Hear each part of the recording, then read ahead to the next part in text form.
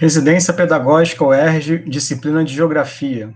Coordenador Fábio Tadeu, preceptores Elton Simões e Juliere Gomes, residente Rafael Cury. A aula de hoje tratará sobre as fases do capitalismo. Introdução. O capitalismo teve seu início em fins do período medieval, sendo o sistema econômico que cresceu e se solidificou a partir da segunda metade do século XV, através da expansão comercial e territorial dos Estados nacionais europeus, que estavam também se consolidando nesse período.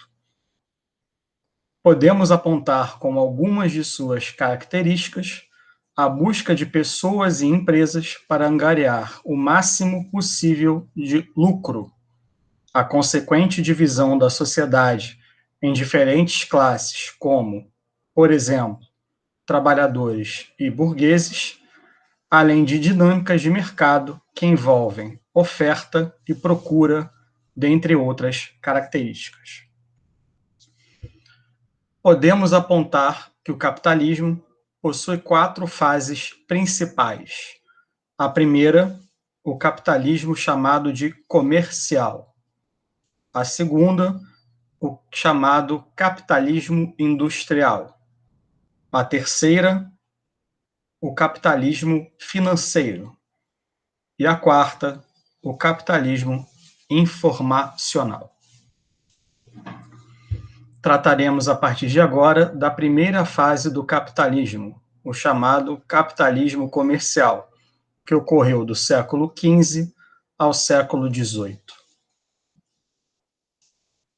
Também conhecida como fase pré-capitalista, esse período ainda não tinha processos de industrialização, mas sim trocas comerciais. A expansão europeia ao redor do mundo acabou por originar um mecanismo econômico chamado mercantilismo, que foi um dos primeiros movimentos de globalização conhecidos. O mercantilismo tinha como características: a primeira delas, a chamada balança comercial favorável, que se baseava no princípio de mais exportações e menor importações. A segunda característica é o chamado metalismo, que seria basicamente o acúmulo de metais preciosos no tesouro nacional de cada país. A terceira, o chamado controle do Estado absolutista na economia.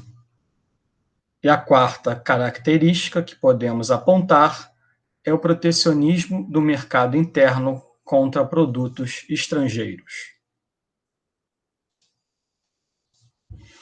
Ainda na primeira fase do capitalismo comercial, podemos apontar que a fabricação de bens econômicos através do artesanato, nesse período, foi substituída gradativamente pelas manufaturas, onde diversos tipos diferentes de trabalhadores eram organizados para executar várias tarefas, aumentando a produção e diminuindo gastos. Nesse período também, os países europeus tinham colônias ao redor do mundo, as explorando economicamente, como no caso do Brasil. Quanto mais colônias um Estado europeu possuía, mais rico ele era considerado. As colônias produziam matérias-primas para a metrópole,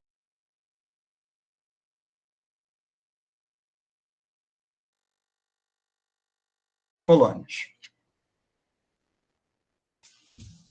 Segunda fase do capitalismo, chamado capitalismo industrial, século XVIII ao século XIX.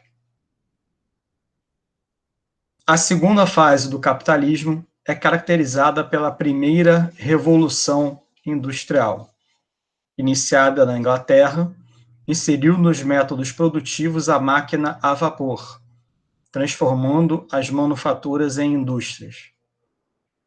A população passou a sair dos campos para as cidades, em busca de emprego nessas novas indústrias, tornando-se também mercado consumidor para esses próprios produtos. A produção aumentou de tamanho e tornou-se mais rápida. Juntamente com a chamada Revolução Francesa, a Revolução Industrial mudou os eixos de poder, tornando a burguesia a classe mais importante do período. Continuando na segunda fase do capitalismo industrial, essa fase foi acompanhada do crescimento demográfico, a expansão das cidades e um aumento considerável nas desigualdades sociais. Os novos métodos aumentaram a produtividade, diminuíram ainda mais os custos e aumentaram os lucros da burguesia, às custas da exploração cada vez maior da classe trabalhadora. As relações econômicas desse período se baseavam nas ideias do chamado liberalismo econômico, que, dentre outras características, defendia a mínima intervenção do Estado na economia. Com isso, o próprio mercado faria sua própria gestão, supostamente assim, favorecendo também a sociedade. Agora passamos para a terceira fase do capitalismo, chamada capitalismo financeiro, que ocorreu entre o século XIX e o século XX. Nessa fase, a economia deixa de ter seu foco na produção industrial e passa a ter nos bancos e nas grandes empresas sua maior importância, ou seja, a junção do capital industrial com o capital bancário. Podemos apontar como características desse período o aumento da produção industrial e da concorrência internacional, a formação de práticas monopolistas empresariais, como, por exemplo, cartéis e trusts, a expansão de empresas chamadas multinacionais ou chamadas também de transnacionais, o aumento gigantesco na acumulação de capital e a transformação das bolsas de valores em centros econômicos mundiais. Continuando na terceira fase do capitalismo, o chamado capitalismo financeiro, as práticas liberais chegaram a tal ponto de descontrole que, em 1929, houve uma grande crise capitalista mundial, com a queda vertiginosa do valor das bolsas, valor das ações na Bolsa de Nova York, que fica nos Estados Unidos, gerando um caos econômico e social.